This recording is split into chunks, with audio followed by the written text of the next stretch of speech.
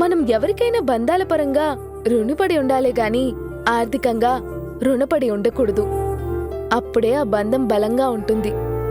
అదేంటి అలా మాట్లాడుతున్నావు? మొన్న మీ ఇంటికి వెళ్ళినప్పుడు నా కుటుంబం నీ కుటుంబం ఏంటి, వేరువేరు కాపురాలైనా అంతా ఒకటే కుటుంబం అన్నావు. ఇప్పుడు ఆ కుటుంబంలో వ్యక్తిగా ఇవన్నీ చూసుకోవడం నా బాధ్యత కాదా? చేయకూడదా? మీరు చెయ్యాలనుకోవడం, మీరు బాధ్యతగా ఫీల్ అవ్వడం నాకెంతో సంతోషం. కానీ మనం చేసే సాయం అవతల వాళ్ళకి ఇబ్బంది కలిగించకూడదు. వాళ్ళ ఇబ్బందుల్లో ఉన్నారు, ఆదుకుంటానని మీరు అనుకోవచ్చు. కానీ మీరు సాయం చేయడం వల్ల ఆ సాయాన్ని పొందుతున్న వ్యక్తి సంతోషంగా కాకుండా ఇబ్బందిగా ఫీల్ అవ్వడం చాలా కష్టం. నాన్నని నేను ఆ ఇబ్బందికి గురి చేయదలుచుకోలేదు.